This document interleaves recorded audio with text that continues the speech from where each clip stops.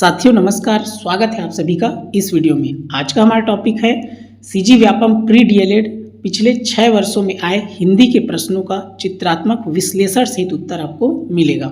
यहाँ पर आप देख सकते हैं, आपको 2018 से लेकर 2024 तक के प्रश्न पत्र का है। इसमें आपको इस प्रकार सभी विकल्प का, प्रत्येक विकल्प का विश्लेषण सहित उत्तर मिलेगा। जैसे कि 4 विकल्प में जैसे कौन सा सही है आपका, उसका भी कारण पता चलेगा। बाकी 3 विकल्प सही क्यों नहीं है तो उसके बारे में भी आपको पता चलेगा। तो सभी चित्र रूप में है तो ज़्यादा समय तक आपके दिमाग में वो रहेगा। इसका फ्री पीडीएफ आपको टेलीग्राम चैनल में मिल जाएगा, यूट्यूब डिस्क्रिप्शन में लिंक दिया है। तो चलिए शुरुआत करते हैं। देखिए इसका प्रश्न है, यहाँ पर एक करके देखेंगे। तो आप यहाँ से देखिए, आप गमला किस भाषा का शब्द है? तो इस प्रकार है संस्कृत, अरबी, फारसी, पुर्तगाली। तो यहाँ पर इसको देखेंगे इसका।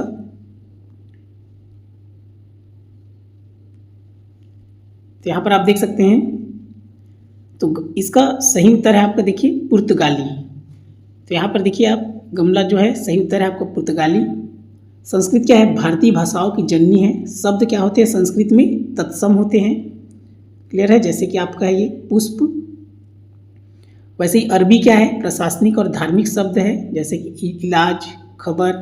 फारसी क्या है आपका? हिंदी शब्दकोश का एक बड़ा हिस्सा है, जैसे जवाब, किताब। तो पुर्तगाली क्या है? औपनिवेशिक व्यापार के माध्यम से रोजमर्रा के सामान। यहाँ पर क्या है आपका? ये गमला, अनानास, साबुन, ये सब क्या है आपका? पुर्तगाली है। तो इसका सही उत्तर क्या है आपका? पुर्तगाली।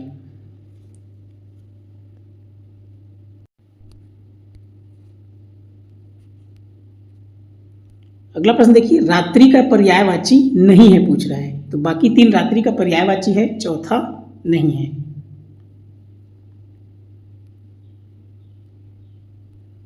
तो यहां पर देखिए आपका रात्रि का पर्यायवाची कौन कौन सा है आपका? सर्वरी, त्रियामा, क्षणदा। ये क्या है? रात्रि का पर्यायवाची है। और जो क्षण प्रभा है ये रात्रि का पर्यायवाची नहीं है, क्योंकि क्षण प्रभा का अर्थ क्या होता है? बिजली होता है। यहाँ पर आप देख सकते हैं बिजली चमक रहा है, तो ये इसका पर्यायवाची नहीं है। क्लियर है?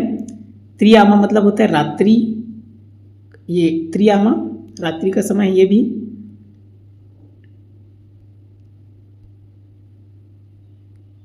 अगला प्रश्न है, निम्न मुहावरे का सही रूप कौन सा है? तो यहां पर देखेंगे इसका सही रूप कौन सा है। तो यहां पर देखिए ऑप्शन डी इसका सही उत्तर है, उस पर घड़ों पानी पड़ गया। सही क्रिया व रूप। तो ये हो गया, घड़ों पानी पड़ना मतलब होता है बहुत शर्मिंदा होना। जैसे उदाहरण है, परीक्षा में फेल होने पर उस पर घड़ों पानी पड़ गया। क्लियर है? बाकी सही नहीं है।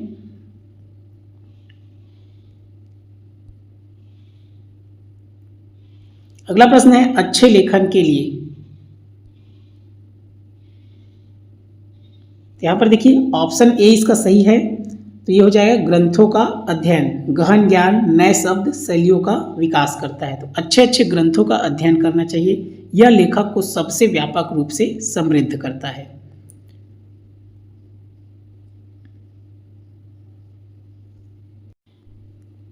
देखिए बाकी उत्तर क्यों नहीं है? छंदों का ज्ञान। तो छंद में क्या हो जाएगा आपका? पद्य कविता के लिए आवश्यक है, गद्य के लिए अनिवार्य नहीं है।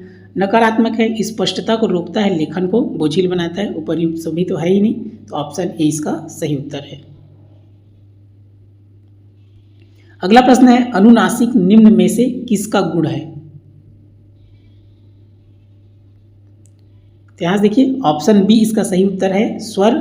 अनुनासिक नासिका और मुख दोनों से उच्चरित होने वाला नासिक के स्वर है। और व्यंजन क्या हो जाएगा आपका? देखिए व्यंजनों को उच्चारण हेतु स्वरों की सहायता चाहिए। अनुनासिक मूल गुण नहीं है। मात्रा क्या है? मात्रा उच्चारण के समय काल का माप है, उच्चारण स्थान का नहीं। चांद तो है ही नहीं, तो ऑप्शन बी इसका सही उत्तर है। अगला देखिए, निम्न में से उपपद समास कौन सा है? तो यहां देखिए ऑप्शन ए इसका सही उत्तर है, तटस्थ। तट पर स्थित रहने वाला तटस्थ। यहाँ स्थ, अधस्स और थ एक उपपद है जो स्वतंत्र रूप से प्रयोग नहीं किया जा सकता। यह उपपद तत्पुरुष समास का स्पष्ट उदाहरण है। बाकी देखिए जलधर, जल को धारण करने वाले क्या है, बादल।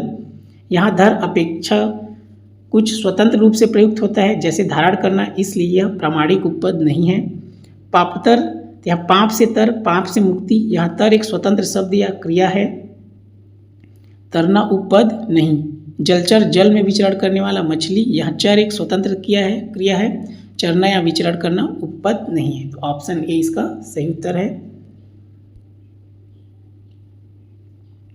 अगला प्रश्न देखिए, हंस पद पर विराम चिन्ह कहाँ लगता है।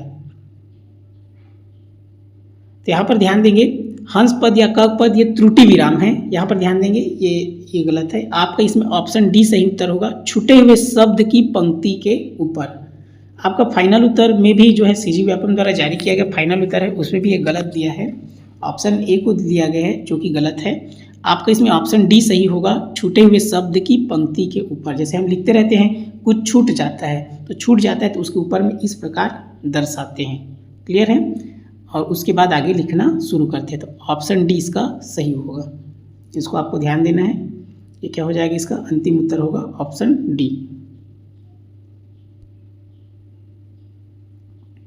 अगला प्रश्न है, वह विलाप करके रोने लगा, इस वाक्य में किस प्रकार की अशुद्धि है।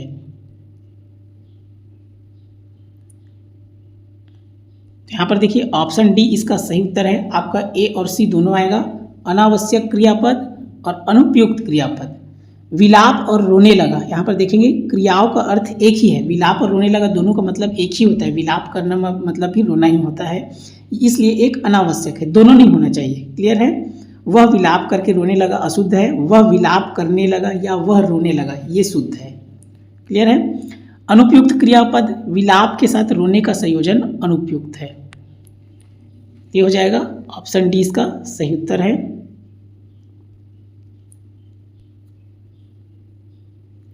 अगला प्रश्न है, आपके जरिए ही घर का पता चला, इस वाक्य में कौन सा कारक है।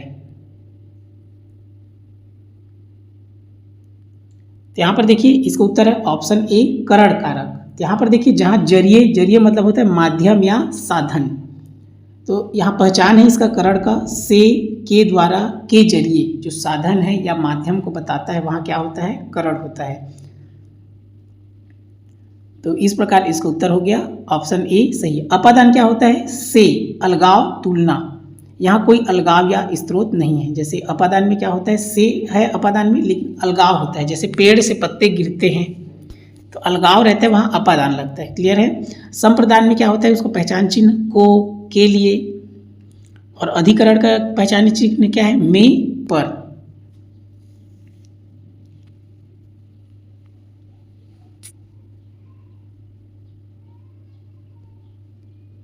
जैसे यहाँ पर आप देख सकते हैं में और पर का, तो इस प्रकार ऑप्शन ए इसका सही उत्तर है।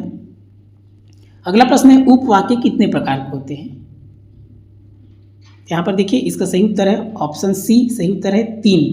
उपवाक्य कितने प्रकार के होते हैं, 3 प्रकार के होते हैं। आपका देखिए यहाँ पर संज्ञा उपवाक्य, विशेषण और क्रिया विशेषण उपवाक्य। ये हो गया आपका पहला। अगला देखेंगे, ये प्रश्न को देख लीजिए।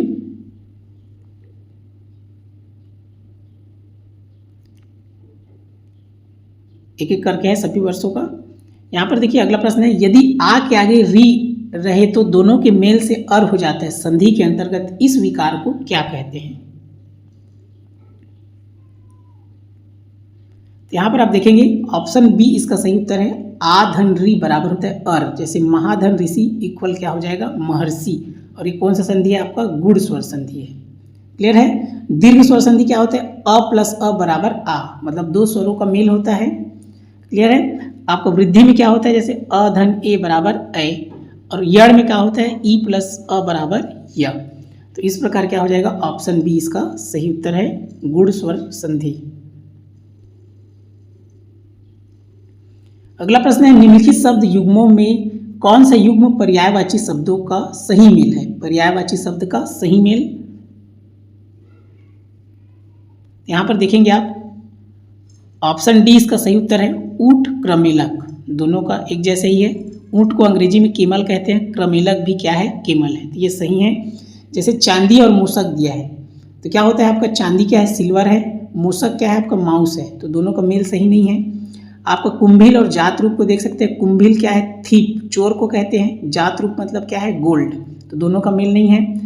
आपका कृपा और अश्रित, कृपा मतलब काइंडनेस, दया किसी पर करना, क्लियर है। अश्रित मतलब स्वर्ण या ब्लड।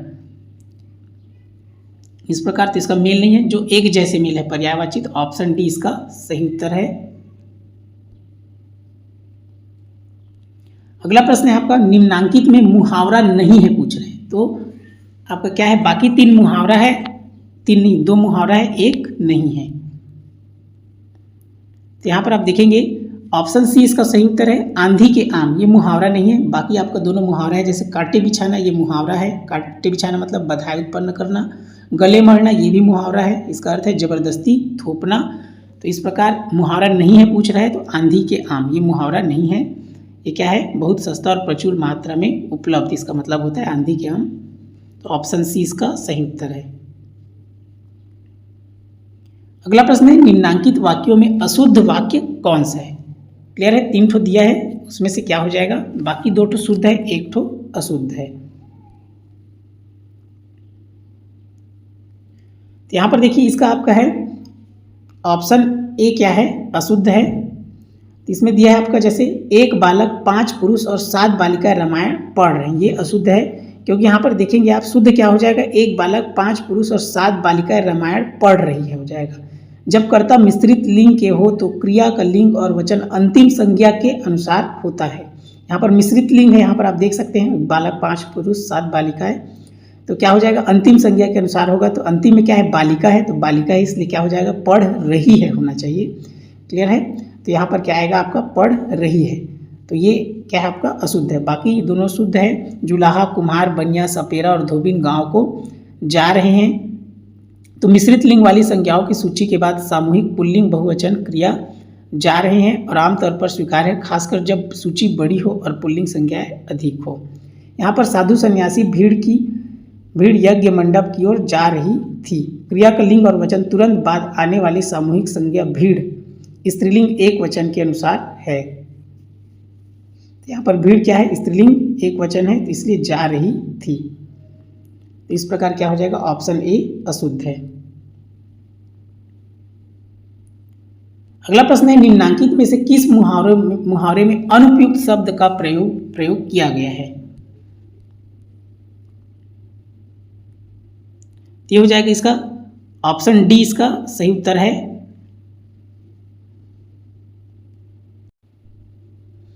तो यहाँ पर देखिए क्या लिखा है, जैसे कि आपका लिखा है अपनी रोटी अलग पकाना, ये भी क्या है आपका? अशुद्ध है। ये क्या होता है? अपनी खिचड़ी अलग पकाना होता है। क्लियर? जैसे लिखा है जले पर मिर्च छिड़कना, तो क्या होता है उसका सही? जले पर नमक छिड़कना होता है। जैसे दिया है अंधे का डंडा, तो इसका क्या होता है? अंधे की लाठी होता है। मतलब तीनों क्या है आपका? ये अनुपयुक्त रूप से प्रयोग किया गया है, इसलिए ऑप्शन डी इसका सही होगा। उपर्युक्त तीनों में अनुपयुक्त शब्द का प्रयोग किया गया है, तीनों में, मतलब तीनों सही नहीं है। क्लियर है? तो ऑप्शन डी इसका सही उत्तर है। अगला प्रश्न है, प्रकरणांतर एवं बधु समता लेखन कला के दोष है। ये हो जाएगा आपका ऑप्शन ए इसका सही उत्तर है। ए सही है और बी सही है। ए और बी क्या है? दोनों सही है। तो ऑप्शन ए इसका सही है। प्रकरणांतर देखिए विषयांतर, मुख्य विषय से हटकर अप्रासंगिक या असंगत बातें करना, यह निश्चित रूप से एक दोष है। दुसमता मतलब असंतुलित शैली, लेखन में एक सारता की कमी या असंबद्ध तत्वों का अनुचित मिश्रण, यह भी लेखन कला का एक दोष है। तो ऑप्शन ए इसका सही उत्तर होगा।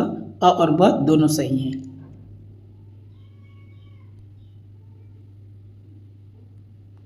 अगला प्रश्न है, कवि, चकमक, तेंदुआ, बच्चा के लिए शब्द प्रकार अंतर्गत निम्नांकित में से कौन सा विकल्प उपर्युक्त शब्द क्रमानुसार सही है? मतलब इसको सही करना है आपका, कवि, चकमक, तेंदुआ, बच्चा के लिए।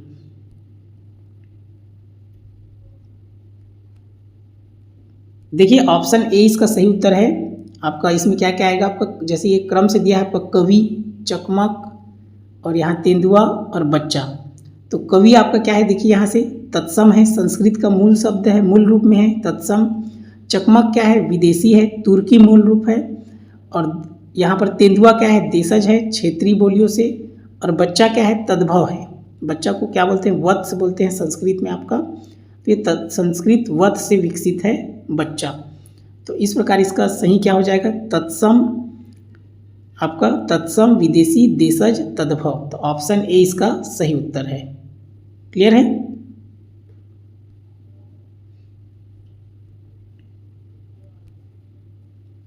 अगला प्रश्न है, मनुष्य आंखों से देखते हैं, कानों से सुनते हैं और बुद्धि से विचार करते हैं। इस वाक्य में प्रयुक्त से विभक्तियां क्रमशः किन कारकों का प्रतिनिधित्व करती है।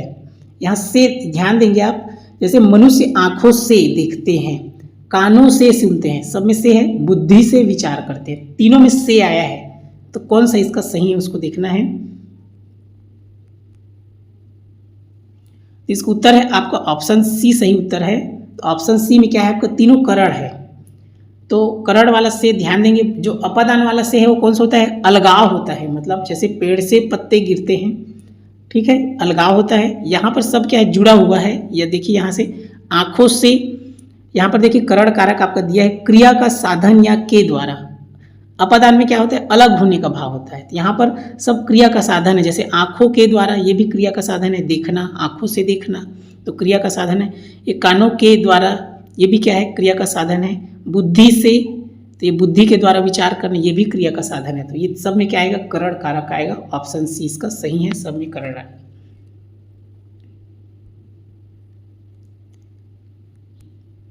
अगला प्रश्न है, नीचे दिए गए वाक्यों में संयुक्त वाक्य कौन सा है।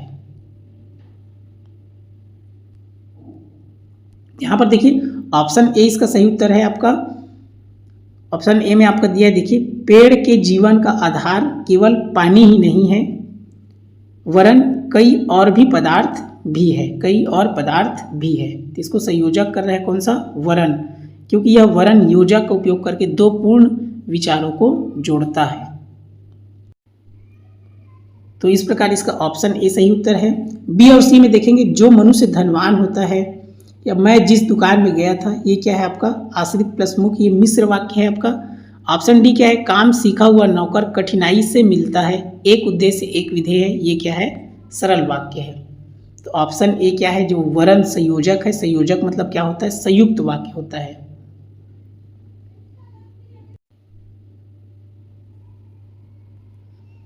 अगला प्रश्न है, तुलसीदास हिंदी के महाकवि को कौन नहीं जानता। इस कथन में तुलसीदास तथा महाकवि शब्द के बाद किस विराम चिन्ह का प्रयोग हुआ। कहने का मतलब ये जो दिख रहे हैं ना, ये डंडा जैसे लाइन, ये कौन से विराम चिन्ह का प्रयोग है। तो यहाँ पर ध्यान देंगे, लाघव चिन्ह आपको क्या होता है, डॉट होता है आपका। क्लियर है। आपका ये है, आपका कौन सा हो जाएगा, आपका ध्यान से देखेंगे, ये हो जाएगा आपका ऑप्शन डी इसका सही उत्तर है, निर्देशक चिन्ह। ये जो बड़ा लाइन दिख रहा है, ये क्या होगा इसमें, इसका सही उत्तर है लाघव चिन्ह। इस प्रकार आप देख सकते हैं, गोला जैसे रहता है छोटा सा, जैसे डॉक्टर में लगाते हैं, इसको लाघव चिन्ह है ये। तो ये नहीं आएगा, आपका ऑप्शन डी है। अपूर्ण सूचक तो ऐसे dash dash dash dot dot dot रहता है छोटा छोटा। संयोजक चिन्ह क्या हो जाएगा, योजक चिन्ह, जैसे धीरे धीरे है तो उसके बीच में छोटा सा लगाते हैं, जैसे सीता राम ऐसे। तो इस प्रकार इसमें आएगा ऑप्शन डी, निर्देशक चिन्ह इसका सही उत्तर है। अगला देखिए प्रश्न,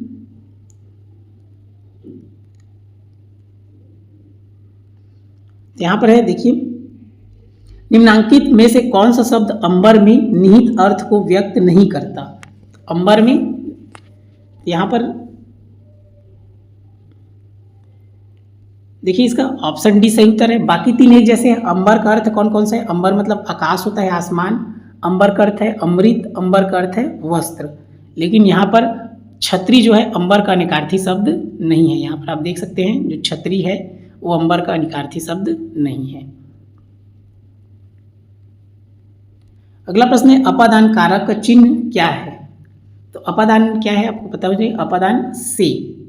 यहाँ पर देखिए, अपादान कारक का क्या होता है, कर्ता ने, इसमें तो नहीं आएगा कर्ता में, कर्ता ने कर्म को, फिर आ जाएगा आपका अपादान से। करण से भी होता है, अपादान में भी से होता है, लेकिन अपादान में क्या होता है, अलग होता है, अलग होने का भाव। जैसे पेड़ से पत्ते गिरते हैं, क्लियर है। जैसे कोई बस से उतरा, अलग हो रहा है, क्लियर है। जैसे नदियाँ पर्वत से निकलती है, तो अलग होने का भाव होता है, वहाँ क्या आएगा, से। तो अपादान से, इसमें भी से आएगा। संप्रदान में क्या होता है आपका, के लिए, जैसे भूखे के लिए भोजन, तो ये आपका संप्रदान है। तो ऑप्शन ये क्या है, डी इसका सही उत्तर है सी। अगला प्रश्न है, निम्नांकित में से किस वाक्य में विराम चिन्हों का सही प्रयोग किया गया है। यहां पर देखिए आप, ऑप्शन सी इसका सही उत्तर है। जैसे ऑप्शन सी में दिया, शाबाश तुमने अपनी शाला का गौरव बढ़ाया है। शाबाश के बाद विस्मयादि बोधक चिन्ह है, सही है। पूर्ण विराम भी सही है, विराम चिन्हों का पूरी तरह सही प्रयोग है। यहां पर आप देखेंगे, जैसे ऑप्शन ए में दिया, पेरिस किस देश की राजधानी है और क्यों प्रसिद्ध है। तो जैसे क्यों है, तो क्यों में प्रश्नवाचक है, मतलब उसमें प्रश्नवाचक चिन्ह लगना था, लेकिन क्या लग गया है, इसमें पूर्ण विराम लग गया है, इसलिए गलत है। बी में देखेंगे, भगवान राम के अनेक नाम है, जैसे रघुवीर, दशरथ नंदन, कौशलेंद्र आदि। तो यहाँ पर देखिए, कहीं पर भी यहाँ पर आपका रघुवीर के बाद अल्प विराम नहीं लगा है, अल्प विराम लगना था। क्लियर है। विकल्प डी, कभी कभी वह अपने भीतर दुबक सा जाता है। तो कभी कभी के बीच में, इस प्रकार के बीच योजक चिन्ह नहीं लगता है। देखिए, पूर्ण शब्द कभी कभी के बीच योजक चिन्ह नहीं लगता है, वे एक साथ लिखे जाते हैं कभी कभी। तो इस प्रकार आप देख सकते हैं, ऑप्शन सी इसका सही उत्तर है। अगला प्रश्न है, निम्नांकित में से शुद्ध वाक्य का चयन कीजिए। तो इन चारों में से देखना है शुद्ध वाक्य कौन सा है। तो यहां पर देखिए, ऑप्शन सी इसका सही उत्तर है, मुझे घर नहीं जाना है, ये इसका शुद्ध वाक्य है। ऑप्शन ए देखेंगे, मेरे सामानों का ध्यान रखिएगा। तो सामानों नहीं होता है, क्या होता है, हमेशा मेरे सामान का ध्यान रखिएगा होता है, सामान होता है, सामानों नहीं होता है। विकल्प बी में देखिए, गर्मियों में मैं मेरे मामा के घर जाऊंगा। तो क्या होता है, गर्मियों में मैं अपने मामा के घर जाऊंगा, अपने। उसी प्रकार देखिए, आपका ऑप्शन डी है, आप उस जगह जाकर ले लो। तो ये क्या होगा, आप उस जगह जाकर ले लीजिए, या तुम उस जगह जाकर ले लो। तो ऑप्शन सी इसका सही है।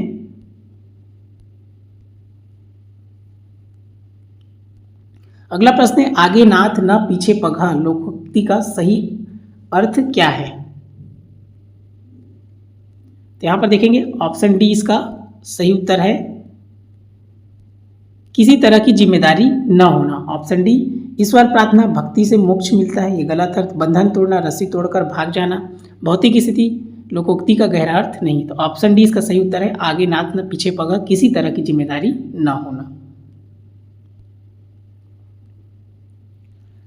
निम्नांकित में से श्रवण कौशल के उद्देश्य को चिन्हांकित कीजिए। तो देखिए, इसका ऑप्शन डी सही उत्तर है आपका, क्या हो जाएगा, सही उत्तर है, क्योंकि ये सभी श्रवण कौशल के मूल उद्देश्य है। जैसे दिए ऑप्शन ए में क्या है, वक्ता के मनोभावों को समझने की क्षमता विकसित करना। बी है, सुनकर अर्थ ग्रहण करने की योग्यता का विकास करना। सी है, शब्दों, मुहावरों, कहावतों एवं उक्तियों का प्रसंगानुकूल भाव तथा अर्थ समझ सकना। तो ये सभी आएगा उपर्युक्त सभी, ऑप्शन डी इसका सही उत्तर है। अगला प्रश्न है, निम्नांकित में से विस्मयादि बोधक वाक्य को चिन्हित कीजिए। तो यहाँ पर आप देखेंगे, इस प्रकार ये इसका ऑप्शन बी सही उत्तर है। देखिए, ओह तुमने देर रात तक पढ़ाई की। तो विस्मयादि बोधक का चिन्ह आपको याद होना चाहिए, इस प्रकार होता है, इस प्रकार विस्मयादि बोधक। तो ऑप्शन बी में दिया है, बाकी में तो दिया ही नहीं है, इसमें भी नहीं दिया है, ए में भी नहीं दिया है, सी में तो प्रश्नवाचक दिया है, ए में पूर्ण विराम है और डी में भी पूर्ण विराम है। ये नहीं दिया है, मतलब निषेधवाचक है। आपका सी प्रश्नवाचक है, ए साधारण वाक्य। तो ऑप्शन बी सही है।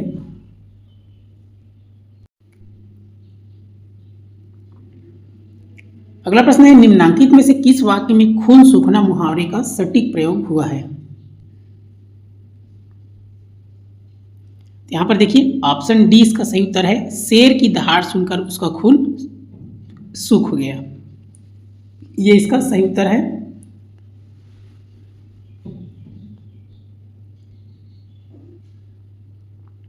अगला प्रश्न है, निम्नांकित में से उस शब्द की पहचान कीजिए जिसमें अरबी फारसी के उपसर्ग का प्रयोग हुआ है। यहां पर देखेंगे, ऑप्शन सी इसका सही उत्तर है, बदनाम। बद प्लस नाम, अरबी फारसी उपसर्ग। बदनाम मतलब बुरा अर्थ है इसका। ये आपका अस्थिर क्या है, संस्कृत उपसर्ग है, नकारात्मक अर्थ। विसंगति क्या है, ये भी आपका क्या है, संस्कृत उपसर्ग है। दुष्कर्म क्या है, आपका संस्कृत उपसर्ग है।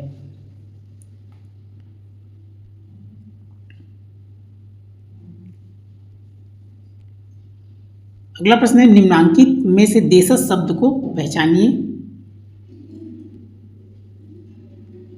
यहाँ पर देखेंगे ऑप्शन बी गड़बड़, ये क्या है, स्थानीय बोलियों से उत्पन्न है जिसका संस्कृत मूल अज्ञात है। बाकी देखिए भाषा तत्सम शब्द संस्कृत मूल का है, औलाद विदेशज शब्द अरबी मूल का है, अमीर विदेशज शब्द अरबी फारसी मूल का है। तो ये क्या है, गड़बड़ क्या है आपका सही उत्तर है इसका। आगे प्रश्न देखिए यहाँ पर,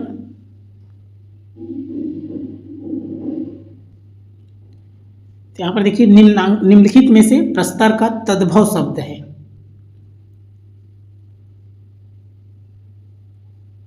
तो यहाँ पर देखेंगे आपका क्या हो जाएगा, ऑप्शन बी सही उत्तर है। क्या हो जाएगा, पत्थर। तद्भव सही तद्भव रूप क्या है, ये प्रस्तर से क्या आ गया, ये तद्भव क्या हो गया, पत्थर।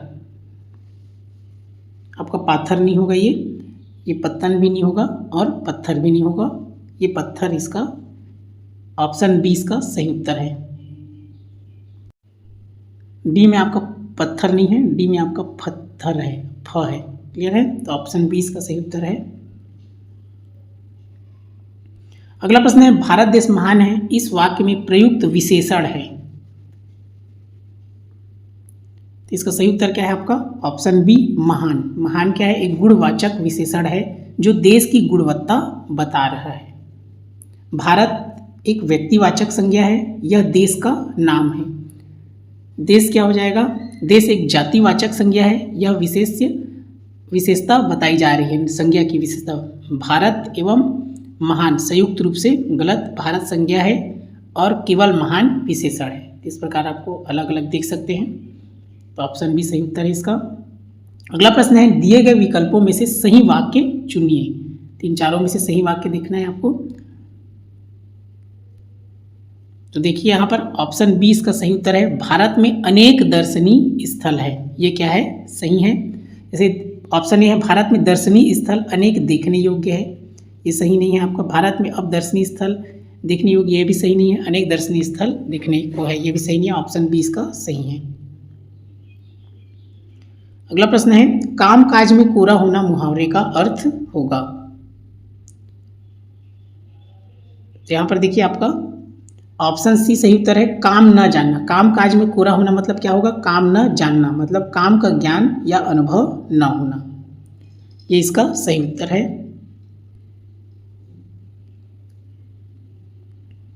अगला प्रश्न है, वाक्य के अंगों के नाम हैं। इसका उत्तर है आपका ऑप्शन सी, क्या हो जाएगा, उद्देश्य और विधेय, ये इसका सही उत्तर है। उद्देश्य क्या है, जैसे राम आम खाता है, तो राम क्या हो गया, उद्देश्य। विधेय क्या हो जाएगा, आम खाता है। किसी भी पूर्ण वाक्य के दो मुख्य और अनिवार्य अंग होते हैं। उद्देश्य जिसके बारे में कुछ कहा जाए, विधेय उद्देश्य के बारे में जो कहा जाए। तो इस प्रकार ऑप्शन सी इसका सही उत्तर होगा। अगला प्रश्न है, लेखन क्रिया के शिक्षण का आरंभ होता है। तो इसका सही उत्तर है ऑप्शन सी, सीधी रेखाओं से। यहाँ पर आप देख सकते हैं इस प्रकार सीधी रेखाओं से होगा। सबसे सरल और बुनियादी गतियाँ, लेखन का पहला और तार्किक चरण पेंसिल नियंत्रण विकसित करता है। इस प्रकार ये इसका सही उत्तर होगा।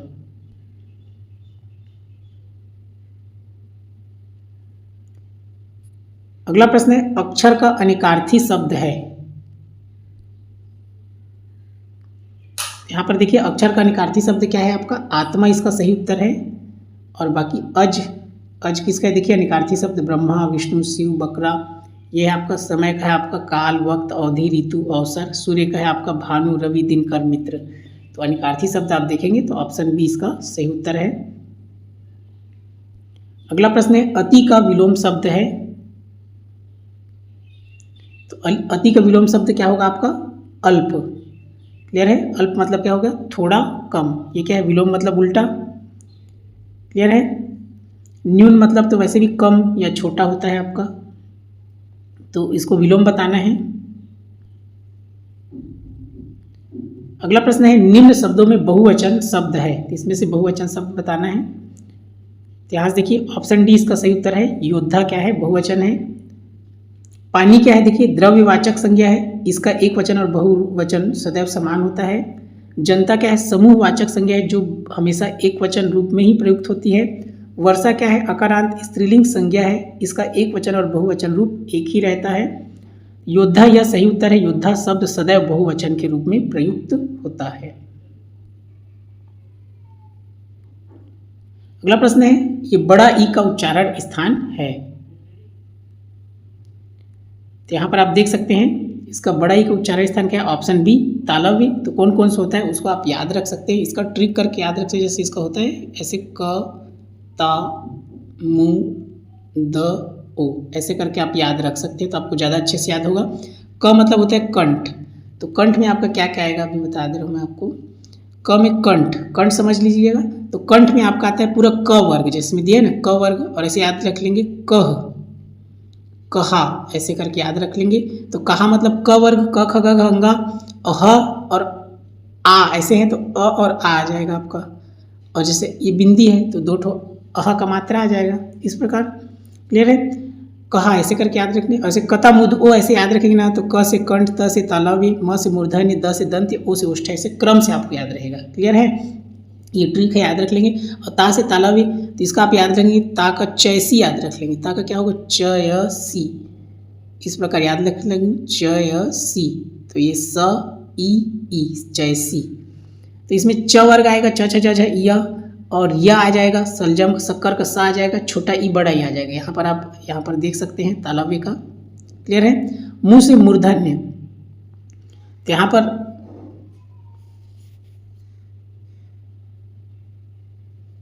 इसका हो जाएगा आपका, और मूर्धन्य का आपका हो जाएगा रिष्टर हो जाएगा। मूर्धन्य का याद रखेंगे, मूर्धन्य का हो जाएगा आपका रिष्टर, याद रखिए मूर्धन्य का री स ट र। तो री आ जाएगा आपका, षटकोण का स आ जाएगा, ट ठ ड ढ अड़ा आ जाएगा और र आ जाएगा। क्लियर है? और द का याद रखेंगे, द का होता है सतल। द का क्या है याद रखेंगे? द का है आपका सतल, यहाँ पर हो जाएगा सतल। तो यहाँ पर हो जाएगा त थ द ध न, और यहाँ पर सपेरा का स, सेब का स और ल, ये हो जाएगा। ओ का होता है उप, ओ का क्या याद रखेंगे आपको?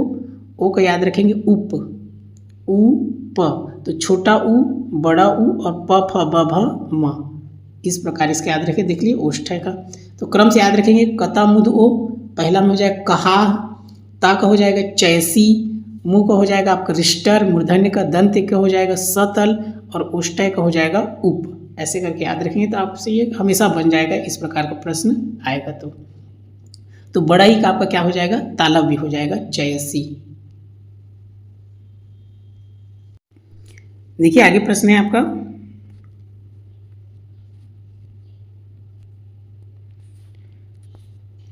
तो अगला प्रश्न है, देखिए कौन सा शब्द केस का पर्यायवाची नहीं है?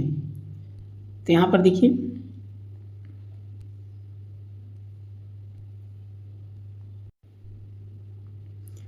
तो यहां पर आप देखिए जैसे कच्छ, तो ये क्या है? पर्यायवाची है। सिरोरूह ये भी पर्यायवाची है केस का। कुंतल भी केस का पर्यायवाची है। आपका सरोरूह किस पर्यायवाची नहीं है केस का? सरोरूह का मतलब होता है कमल, तो सरोरूह किसका पर्यायवाची है? कमल का। और बाकी तीनों केस का पर्यायवाची है, इसलिए ऑप्शन सी इसका सही उत्तर होगा। अगला प्रश्न है, निम्नांकित में कौन सा वाक्य सही है?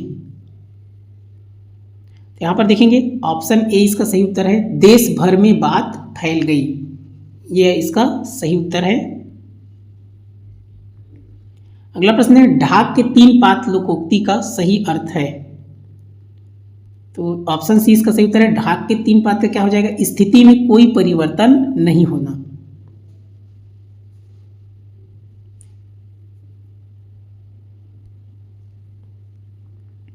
अगला प्रश्न है, 2 स्वरों का संयुक्त रूप कहलाता है? तो हो जाएगा 2 स्वरों का संयुक्त स्वर क्या हो जाएगा आपका? स्वर संयुक्त रूप हो जाएगा संयुक्त स्वर। जैसे कि ये है आपका अ धन ई इक्वल क्या होता है? ए होता है। अ धन उ इक्वल क्या होता है? ओ होता है। तो 2 स्वर है, 2 स्वर मिलकर क्या हो जाएगा आपका? संयुक्त रूप बनता है। मूल स्वर आपका क्या होता है? अ ई, छोटा अ, छोटा ई, छोटा उ और री, ये मूल स्वर है आपका।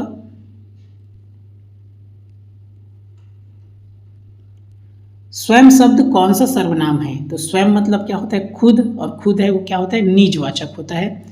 तो यहाँ पर आप देखेंगे ऑप्शन सी सही उत्तर है। स्वयं है मतलब खुद, खुद है मतलब निज, निज माने खुद होता है, स्वतः। तो और प्रश्नवाचक में तो हमेशा प्रश्नवाचक चिन्ह रहता है। निजवाचक ये हो गया आपका। पुरुषवाचक क्या होता है, यह व्यक्तियों के लिए होता है, जैसे मैं, तू, वह, ये पुरुषवाचक है। अनिश्चयवाचक जैसे कोई, कुछ, हमको पता नहीं है उसमें, तो इस प्रकार ये निजवाचक हो गया। अगला प्रश्न है, विचारों को बोलकर व्यक्त करने का कौशल कहा जाता है। तो विचार को बोलकर व्यक्त करते हैं, क्या कहलाता है, वाचन कौशल है ये। ऑप्शन डी इसका सही उत्तर है। विचारों को बोलकर सही उच्चारण से गति के साथ व्यक्त करने का विशिष्ट कौशल है कौन सा, वाचन कौशल। मौखिक अभिव्यक्ति कौशल क्या हो जाएगा आपका, सामान्य मौखिक संवाद है, एक व्यापक क्षमता, कम विशिष्ट। श्रवण कौशल तो सुनने वाला है आपका, लेखन कौशल लिखने वाला है, तो वाचन कौशल आपका आएगा विचारों को बोलकर व्यक्त करने का कौशल। अगला प्रश्न है, जिन वाक्यों में एक बात या काम का होना दूसरी बात या काम के होने पर निर्भर करता है उन्हें किस प्रकार का वाक्य कहते हैं। तो देखिए इसका सही उत्तर है ऑप्शन बी, संकेतवाचक। उसमें संकेत दे रहा है, एक क्रिया दूसरी पर निर्भर होती है। जैसे यहाँ देखिए, अगर वर्षा होगी तो फसल अच्छी होगी, तो क्या है वो जो फसल है वो वर्षा पर आश्रित है, तो एक क्रिया दूसरे पर निर्भर है, तो इसलिए क्या है यहाँ पर संकेत दिया जा रहा है, तो ये संकेतवाचक है। इच्छावाचक क्या होता है, इच्छा, आशीर्वाद, जैसे तुम्हारा कल्याण हो, ये इच्छावाचक है। संदेह में क्या होता है, संदेह या संभावना को व्यक्त करते, शायद वह कल आए, शायद कल बारिश हो, संभावना है। वैसे ही विधानवाचक वाक्य क्या होता है आपका, किसी बात के होने की सामान्य जानकारी देते हैं, जैसे सूर्य पूर्व में उगता है, तो इस प्रकार ऑप्शन बी इसका सही उत्तर है। अगला प्रश्न है, विराम चिन्हों की दृष्टि से कौन सा वाक्य शुद्ध है।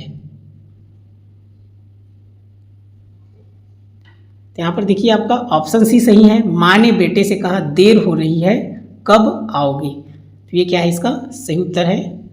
आपको चिन्ह को भी देखना है, उसका जो उद्धरण चिन्ह है ये आप देख सकते हैं, इसमें ऑप्शन सी में ये जो चिन्ह दिया है इसका इस प्रकार, ये बाकी में दिया नहीं है, तो ऑप्शन सी क्या है इसका सही उत्तर है। अगला प्रश्न है, देहलता कौन सा समास है।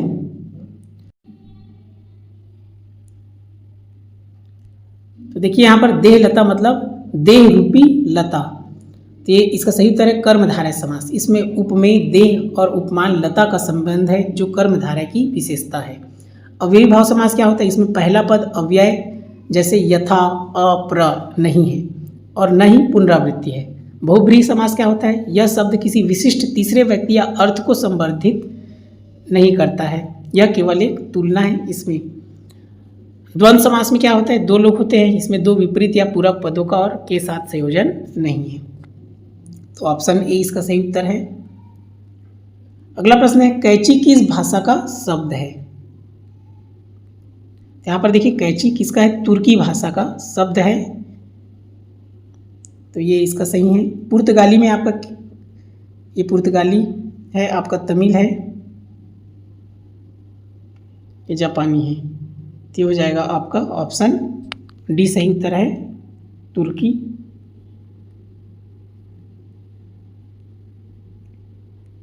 यहाँ पर देखेंगे उच्चारण अवयवों से निकली हुई ध्वनियों को लिखित रूप देने के लिए जो स्वरूप दिया जाता है उसे कहते हैं। इसमें ध्यान देंगे जो फाइनल आंसर दिया है सीजी व्यापम, उसमें सी को लिया गया है, जो कि तो सही नहीं लगता है। इसका उत्तर आप कमेंट करेंगे कि इसका सही उत्तर कौन सा होना चाहिए, अक्षर, वर्ण, लिपि, इसको आप बताएंगे। सीजी व्यापम में इसका फाइनल आंसर सी को लिया है, तो आप कमेंट करके जरूर बताएंगे इसका उत्तर क्या होगा।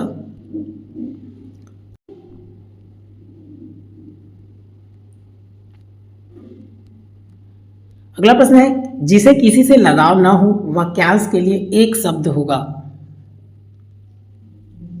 तो यहाँ पर देखिए इसका हो जाएगा निर्लेप, अलिप्त, निर्लिप्त, जिसे किसी से लगाव ना हो, तो ये हो जाएगा आपका ऑप्शन बी, ए, बी, सी।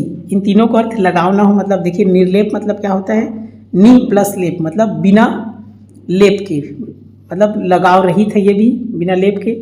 अलिप्त मतलब अ मतलब नहीं, लिप्त मतलब शामिल, जो शामिल नहीं है, और निर्लिप्त मतलब पूरी तरह बिना लिप्त किए भी, ये तीनों एक जैसे हैं, इसी का अर्थ होगा। सुकर का अर्थ क्या होता है, आसानी से करने में आसान, तो ये इसका नहीं है डी, तो ए, बी, सी, ऑप्शन बी इसका सही उत्तर है। अगला प्रश्न है पुनरावलोकन में प्रत्यय है। तो यहाँ पर देखेंगे ऑप्शन यहाँ पर बी इसका सही उत्तर है पुनर। ऑप्शन बी इसका सही उत्तर है पुनर, ये इसका सही उत्तर होगा। अगला प्रश्न है अर्जुन का पर्यायवाची नहीं है। 3 ठो पर्यायवाची है, 1 ठो नहीं है। तो यहाँ पर देखेंगे ऑप्शन इसका सी इसका पर्यायवाची नहीं है सुखोदन, बाकी तीनों उसका पर्यायवाची है सव्यसाची, गुडाकेश और धनंजय। इसका क्या है पर्यायवाची है सी, इसका पर्यायवाची नहीं है। सुखोदन मतलब होता है सूखा भोजन, यह अर्जुन का पर्यायवाची नहीं है। अगला प्रश्न है उचित संबंध जोड़ना है, इसको देखिए। तो इसका सही उत्तर है देखिए सीता ने रोटी खाई, ये संदिग्ध नहीं है, ये आपका सामान्य भूत है, इसको याद रखेंगे, ये सामान्य है आपका सामान्य भूत। तो सीता ने रोटी खाई क्या होगा, सामान्य भूत काल है। सीता ने रोटी खाई है आसन्न भूत है। सीता ने रोटी खाई थी ये पूर्ण भूत है। सीता ने रोटी खाई होगी ये संदिग्ध है। तो ऑप्शन ए इसका सही उत्तर है। वैसे फाइनल आंसर में इसको विलोपित किया गया है। क्लियर है, इसको याद रखेंगे। तो ये है आपका ऑप्शन ए इसका सही उत्तर है। अगला प्रश्न है उसने बुलाया इसलिए मैंने सोचा कि मुझे जाना चाहिए, वाक्य में संयोजक है।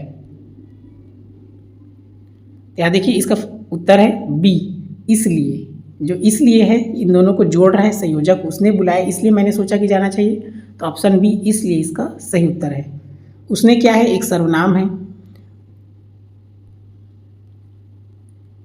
अगला प्रश्न है निम्नांकित शब्दों को उचित क्रम में लगाइए। ये हो जाएगा आपका देखिए ऑप्शन ए इसका सही उत्तर है। थैली के, यहाँ पर ये हो जाएगा थैली के चट्टे बट्टे एक ही। तो ए सी बी और डी ये आएगा इसका सही उत्तर आपका ए सी बी डी। क्लियर है, थैली के चट्टे बट्टे एक ही। चट्टे बट्टे एक प्रसिद्ध मुहावरा है जो एक जोड़े के रूप में आता है। तो ऑप्शन ए इसका सही उत्तर है। 88 आपका दिया है निम्नलिखित अभिव्यक्ति के लिए सबसे पहले बच्चों को बालू में फिर स्लेट पर चील बिलैया करने चाहिए। ऐसा करने से बच्चे के हाथ में आवश्यक मोड़ आता है। तो इसका उत्तर है ऑप्शन ए। आपका ऑप्शन बी इसका सही उत्तर है। ध्यान देंगे ए सही है और बी गलत है। यहाँ पर आप देख सकते हैं क्या हो जाएगा, ए सही है। रेत और स्लेट पर मुक्त रूप से चील बिलैया मतलब स्क्रिबलिंग करना प्रारंभिक तैयारी और सूक्ष्म मोटर नियंत्रण के लिए सही है। इससे हाथ और आंख का समन्वय बढ़ता है। यहाँ पर आप देख सकते हैं रेत में बच्चा इस प्रकार कर रहा है, ये बना रहा है आपका। और दूसरा गलत है, चील बिलैया मतलब स्क्रिबलिंग समग्र नियंत्रण देती है, लेकिन आवश्यक मोड़ विशिष्ट वक्र केवल अक्षर विशिष्ट अभ्यास से विकसित होता है। तो इसका ए सही है और बी गलत है।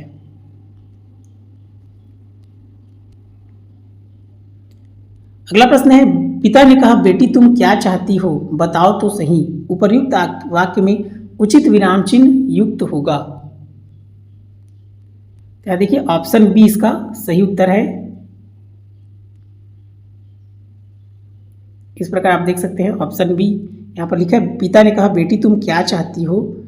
यहाँ पर देखिए ये इसका ऑप्शन बी सही है। अल्प विराम भी लगा है, उद्धरण चिन्ह भी लगा है और पूर्ण विराम भी लगा है आपका। इस प्रकार इसको आप देख सकते हैं। ये ऑप्शन बी में आप देखिए ये वाला देखिए अल्प विराम है आपका, ये उद्धरण चिन्ह भी है और प्रश्नवाचक भी है। इसमें आपका देखिए उद्धरण चिन्ह नहीं है, प्रश्नवाचक भी नहीं है, क्योंकि क्या चाहती हो क्या है मतलब प्रश्नवाचक होना चाहिए, इसमें तो है भी नहीं, इसमें भी नहीं। तो ऑप्शन बी इसका सही उत्तर है।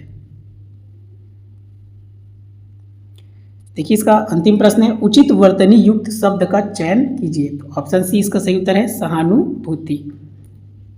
सहानुभूति ये सी में जो लिखा है वो बिल्कुल सही है। इस प्रकार तो ये रहा 2018 से लेकर 2024 तक के हिंदी में जो आए हैं प्रश्न, सभी प्रश्नों का विश्लेषण सहित मैंने उत्तर बताया है। तो इसका बहुत ही गहराई से अध्ययन करें। इसी प्रकार के वीडियो के लिए आप बिंदास लर्नर चैनल से जुड़े रहिए। इस वीडियो को ध्यानपूर्वक देखने के लिए आपका दिल से धन्यवाद।